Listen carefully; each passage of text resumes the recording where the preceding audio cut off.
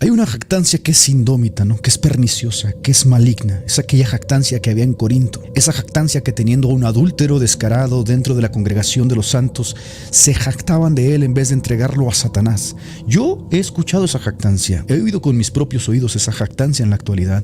Cuando alguien dice, nosotros vamos en la barca de Pedro, no importa cuánto pecado, asesinato, injuria, persecución, pederastía, corrupción y mentira encuentres en nuestras manos. Sobre nosotros fue dicho que nada podrá destruirnos, porque el sublime texto de Mateo 16:18 a nosotros nos fue referido. Así que no importa lo que encuentres en la iglesia está llena de pecado, pero nosotros triunfaremos al final.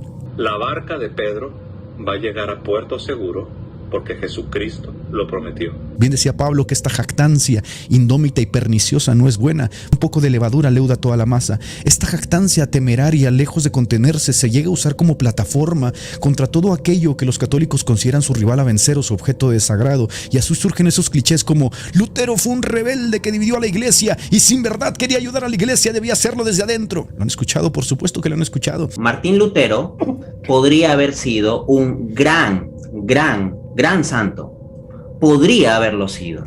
Y es de esos clichés que parecen ir revestidos como de cierta piedad, como de cierta santidad, y que intentan lavar las manitas y la cara a Roma para que no se descubra su desnudez, para que no se descubra que está ciego, desventurado y que no ve y que está sordo, y que no se descubra que hace mucho que fue abandonado. Pues bien, a esos católicos que les gusta jugar con estas palabras les haría una pregunta. ¿Saben ustedes lo que le hizo su iglesia a quien trataba de ayudarla o cambiar las cosas desde adentro, como dicen ustedes? ¿Saben ustedes lo que le hizo la iglesia a los jusitas? ¿Saben ustedes lo que le hizo la iglesia a los wiclifitas? ¿Saben ustedes lo que le hizo la iglesia a los valdenses, a los hugonotes, a los lollardos y a otros tantos grupos, a los judíos, a los musulmanes y a todos aquellos que se le interponían en el camino del poder? ¿Se han preguntado qué iba a hacerle la iglesia a Lutero una vez que lo excomulgó? ¿Se han preguntado cuál era el destino de Lutero una vez que la iglesia exhibió aquella bula papal? Una vez que la iglesia determinó que Lutero era una piedra en el zapato y al cual León X llamó un jabalí que se metió a nuestra viña. Eso no les gusta, ¿verdad? Eso no les hace mella en la conciencia, ¿verdad? Parece que tan pronto se toca el tema, una gruesa venda les cubre los ojos y no se les permite ver, porque ha cegado el príncipe de este siglo, ha cegado el entendimiento para que no les resplandezca la luz del evangelio, la luz de la verdad. Yo se los voy a decir, su iglesia ha sido asesina desde el principio.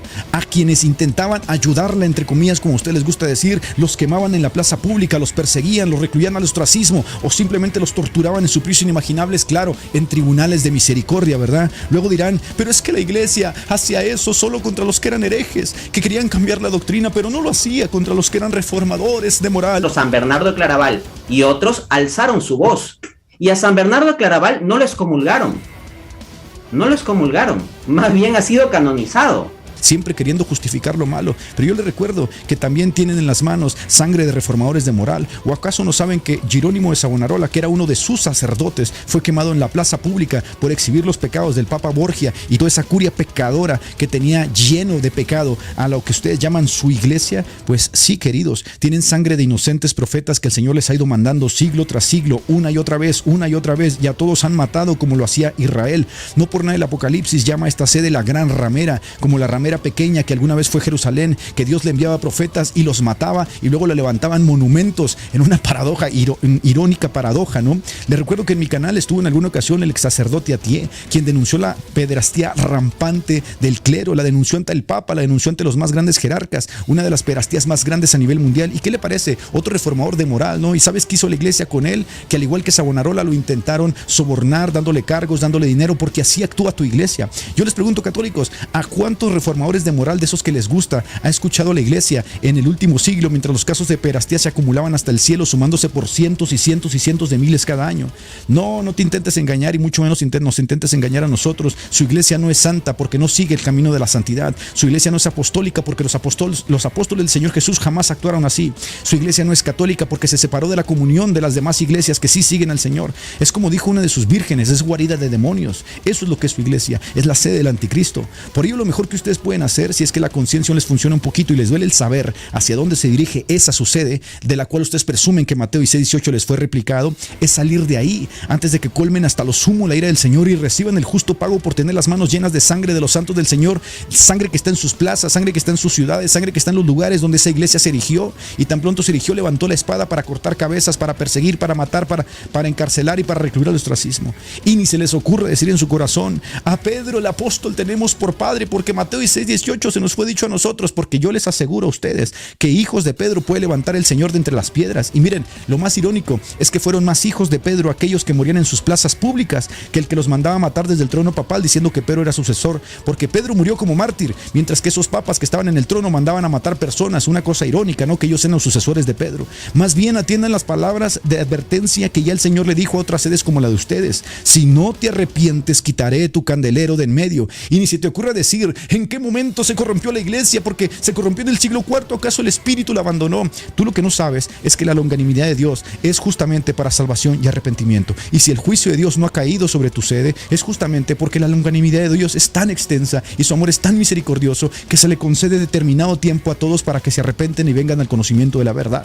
¿O ya se olvidaron lo que dijo el apóstol Pablo? No es buena vuestra jactancia. ¿No sabéis que un poco de levadura leuda toda la masa? Si en verdad la gloria del apóstol Pedro brillase sobre ustedes, las obras de Pedro harían. Pero su iglesia por siglos ha hecho las obras de su padre el diablo, matando, persiguiendo y desterrando a la descendencia de los escogidos, como el dragón que lanza su vómito para acabar con la descendencia de la iglesia. Pero ya pedimos perdón por esas cosas. La iglesia reconoce sus errores. Yo les pregunto, ¿cuántos siglos llevan reconociendo errores? ¿Cuántos siglos llevan pidiendo perdón? Bien dijo el Señor de ustedes por boca de su profeta Jeremías que no puede leopardo cambiarse las manchas. ¿No son parecidos a esos fariseos que llegaron y se acercaron al profeta Juan queriéndose bautizar, y Juan lo reprendió diciendo: ¿quién les enseñó a ustedes a huir de la ira venidera? Es decir, ¿quién les enseñó estos trucos para estarse excusando delante de la gente? ¿Quién les enseñó a ustedes que decir ciertas palabras y nunca cambiar ni hacer frutos de arrepentimiento es la manera de agradar al Señor, ¿no? Siglos y siglos y siglos pidiendo perdón y pidiendo perdón, y siguen acumulando y acumulando sus pecados hasta el cielo, ahora con la rampante pederastía y el abuso de niños que tienen en su sede. ¿Dónde aprendieron a ser tan astutos para que cuando alguien les increpa los pecados, hacen algún acto externo, dicen algunas palabrillas piadosas y dan la impresión de que ya se arrepintieron, mientras los pecados se siguen acumulando hasta el cielo? Miren, ni toda el agua bendita que tienen en Roma puede lavar las culpas que tienen sobre su clero, a menos que dejen de pecar. Pero dejar de pecar es algo imposible, porque para dejar de pecar es necesario nacer de nuevo, porque todo aquel que es nacido de nuevo no peca, dice el apóstol Juan.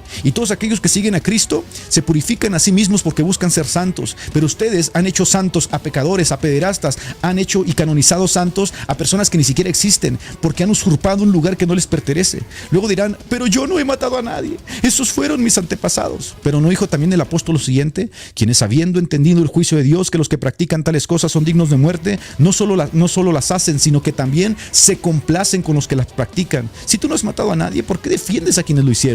¿Por qué no sales de esa curia y de esa iglesia pederasta y asesina? ¿No dijo el apóstol: les conviene llanto y no risa?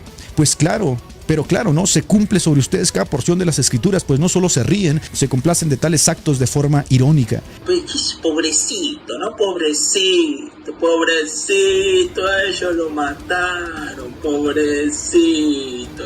Su iglesia ha seguido el camino de Jerusalén la profana, que después de matar a los profetas les levantaba monumentos para honrar. Cuando un hombre, cualesquiera que sea, se para frente a un monumento de esos y pregunta: ¿de quién es este monumento que está aquí?, ustedes con vergüenza o sin vergüenza van a tener que responder: aquí quemó nuestra iglesia un profeta del Señor, aquí quemó nuestra iglesia un santo que el Señor nos envió, luego le levantamos un monumento, porque es la forma en que nosotros tratamos de demostrarle a Dios que ya hemos cambiado, y sin embargo siguen pecando y pecando y pecando. ¿No es verdad que año tras año, siglo tras siglo, en vez de purificar sus corazones y juzgar a los de adentro, justifican sus maldades? Intentan justificarlo a través de literatura, a través de actos piadosos, y la realidad es que nunca cambian con actos de arrepentimiento genuinos. Yo les pregunto: ¿qué han hecho por siglos con los curas pederastas que han abusado de niños inocentes, sino cambiarlos de parroquia y dejar que sigan pecando? ¿No es cierto que es vergonzoso que han sido los de afuera los que han exhibido su propio pecado?